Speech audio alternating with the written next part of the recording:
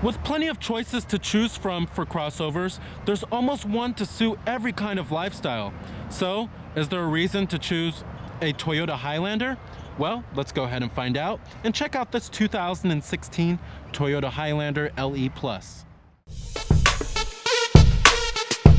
Audio Jungle. Audio Jungle. Now for 2016, the Highlander is essentially unchanged from the 2015 model year, but minor upgrades include heated seats on the LE Plus models and a standard towing package on all V6 models. As far as styling goes on the vehicle, it's quite a conservative looking vehicle, which is not necessarily a bad thing. On higher end trim levels for the Highlander, you can get LED daytime running lights. You also do have these okay looking 18-inch alloy wheels. Now the best selling crossover in the mid-size / full-size crossover SUV class is the Ford Explorer. And like I said, our trim level of the Highlander we have here is the LE Plus. Here goes the key fob design for the vehicle. A smart key is available. You have your lock, and then your unlock is right here.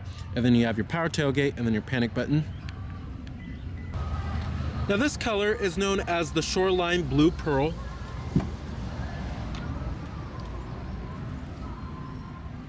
And it has a black half leatherette and half cloth interior. Power driver's seat with power recline and power lumbar.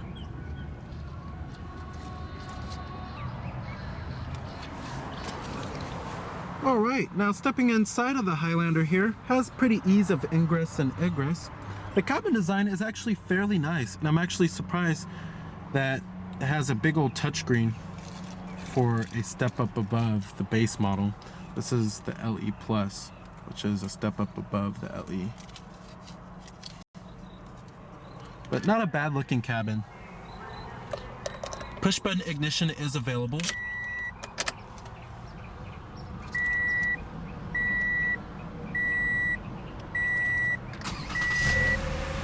And what you're hearing there is a 3.5 liter V6.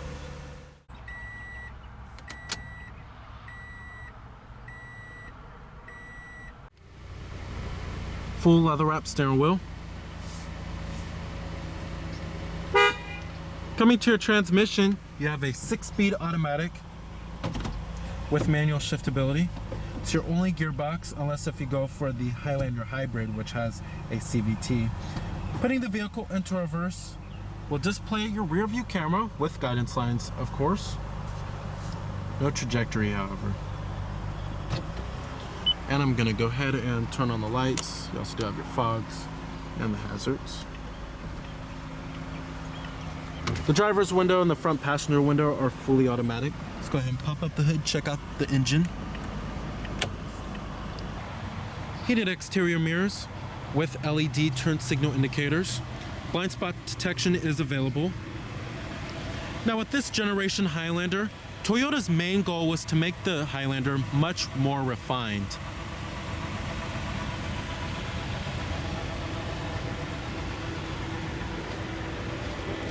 The Highlander was last redesigned in the 2014 model year. We have halogen projector beam headlights with halogen daytime running lights. Like I said, LED daytime running lights are available. And then you also do have your halogen fogs down below.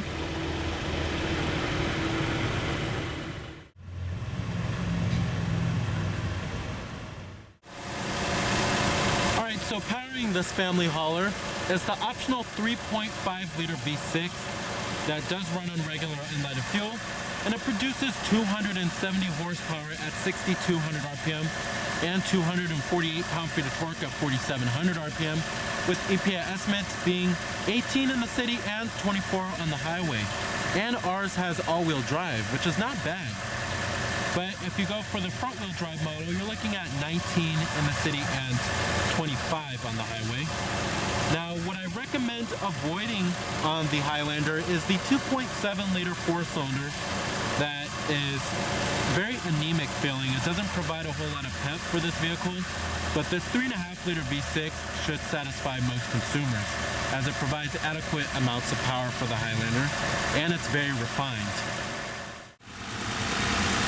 Towing capacity ratings for the Highlander, you're looking at about 5,000 pounds.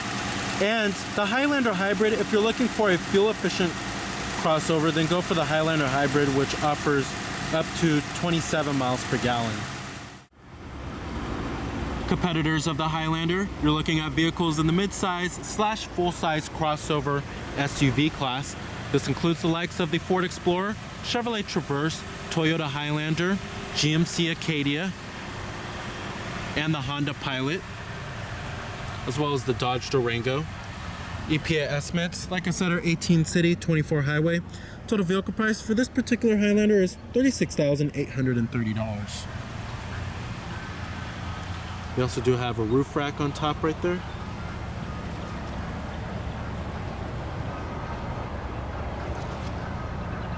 Coming to the rear of the vehicle, we have a rear window wiper with a rear window defroster, shark fin antenna, rear reflectors, and an LED third brake light.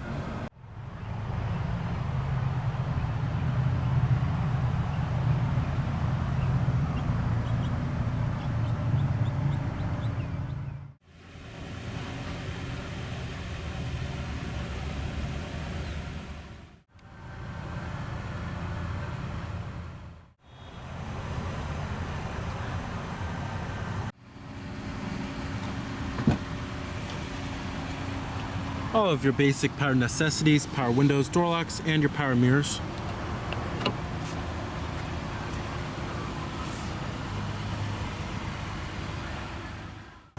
And let's go ahead and hear how that V6 sounds.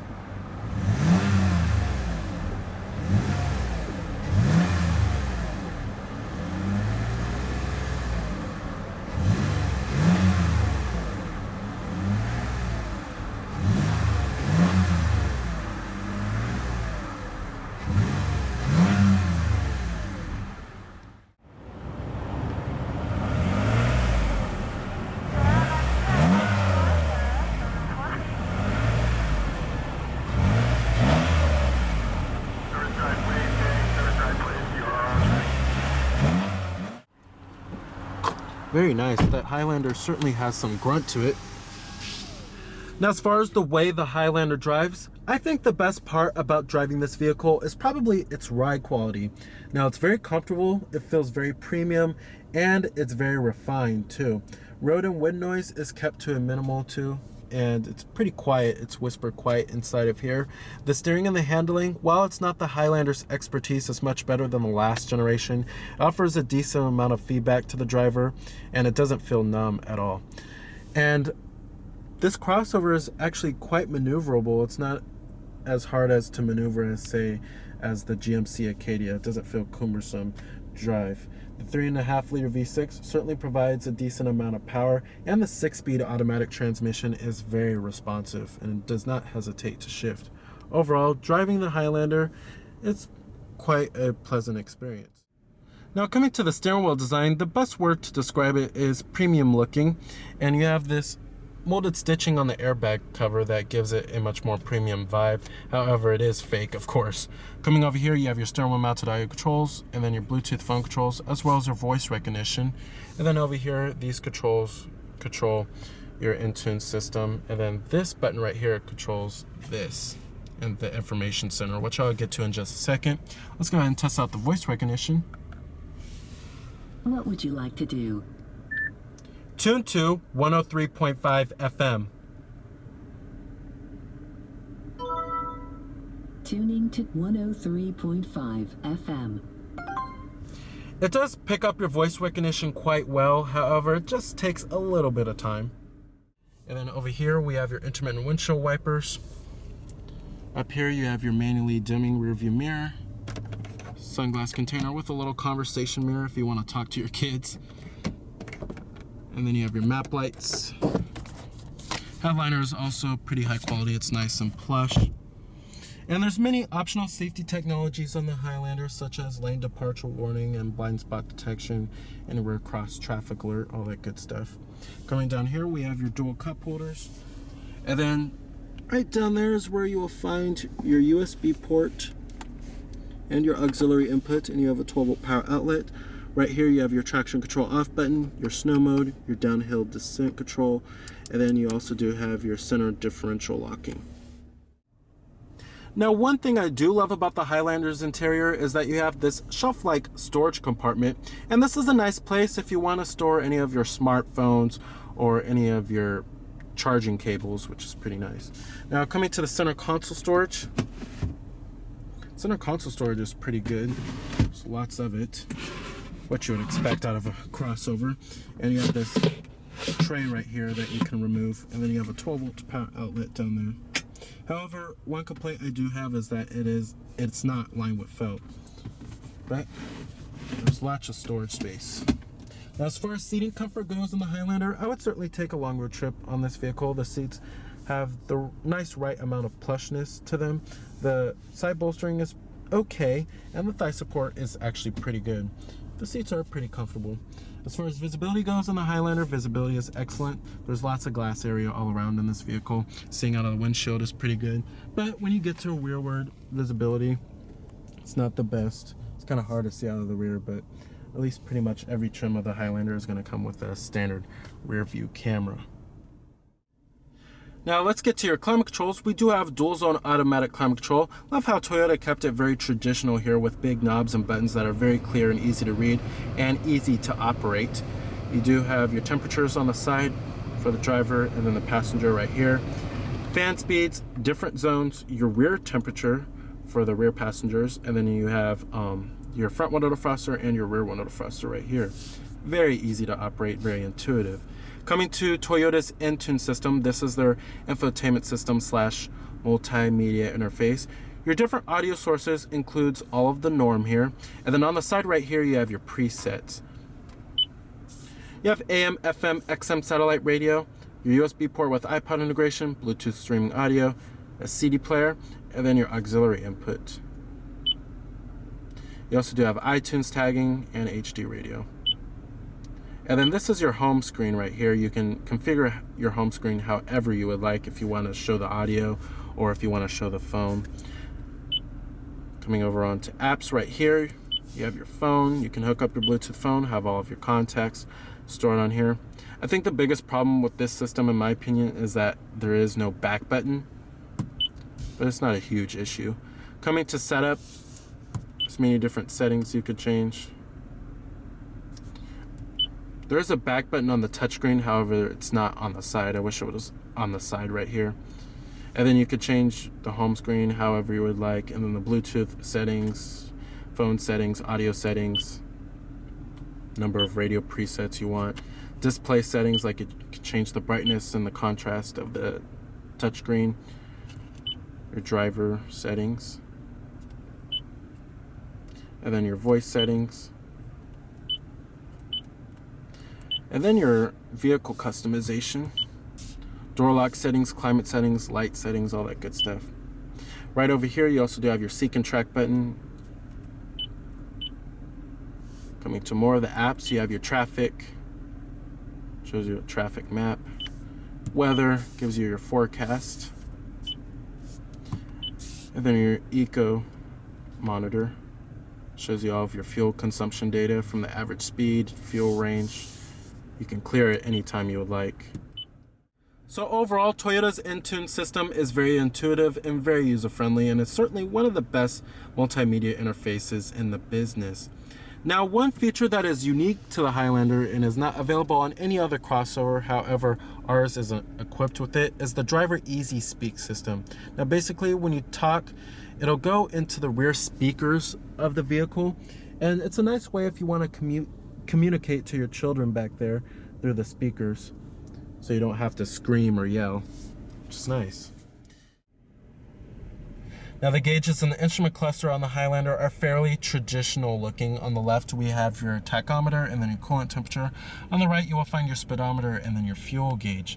Now, coming to the information center with that little center screen, it's controlled by the display button right here. And it shows you various amounts of vehicle information, such as your exterior temperature readout, your odometer, your current MPG, fuel range. There's settings that you could change. And then it shows you if you want the eco on or off, all that good stuff. As far as build quality and materials go in the Highlander, it's excellent, and it's one of the best in the class, to be honest. Nice soft touch materials up here on the upper door panel, mid door panel, and the armrest. The dashboard is a nice softly padded material with this nice stitching. Like I said, the stitching does give it a much more premium vibe inside of here. And build quality is excellent. It's nothing like the last generation Highlander. It's pretty good, and you will find no panel gaps inside of here. The interior trim and pieces don't creak a whole lot. It's a pretty nice interior.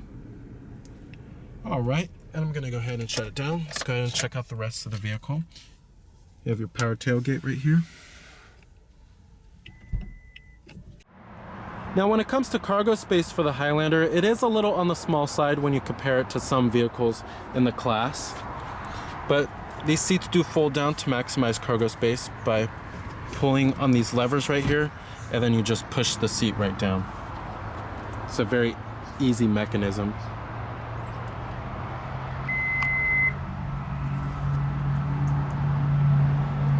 Pretty slow power tailgate. Build quality and materials do follow through in the rear back here, which is nice. You can get rear sunshades back here too. Now the second row seats, they do recline, and they do slide forward and aft, and they do fold down to maximize cargo space. And to slide them forward and aft, you just pull up on this, and then you slide the seat for greater comfort.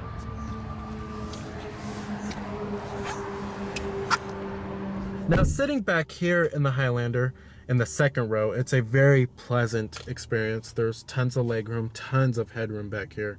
And I have the driving position to where mine would be at. I'm about 6 feet tall. You have dual map pockets, and then your rear climate controls, temperatures, fan speeds, all that good stuff. Cup holders and a rear center armrest. The seats themselves are also very comfortable, and they're nice and plush too. Great for long road trips. But when we get to the third row, it's going to be a whole different story. All right. Now, to get into the third row, just pull up like this and slide the seat forward, and then you just hop right in. Now, the third row back here is not the worst in the class. However, it's not the greatest either. If you're looking for a very roomy third row, I suggest going with the GMC Acadia or the Chevrolet Traverse. However, those are fairly larger vehicles than the Toyota Highlander here. Now, the legroom isn't that bad, and it's nice that these seats do slide forward and aft, so you can adjust it however you would like. The headroom is not the greatest. That's probably my biggest complaint back here, and my head is about to hit the ceiling. There's cup holders back here, which is nice, but it's not too shabby back here. Just if you're looking for the roomiest third row, go with the Traverse or the Acadia. All right. Full manual passenger seat. Glove box compartment, nice and damp. So the 2016 Toyota Highlander is an excellent choice for a family crossover. With its refined interior, its compliant ride, its peppy powertrain, and its roomy first and second row accommodations. The only thing is that I recommend avoiding that 4-cylinder engine. That's probably the worst thing about the vehicle. So remember that this is Cameron Birch from Cameron's Car Reviews.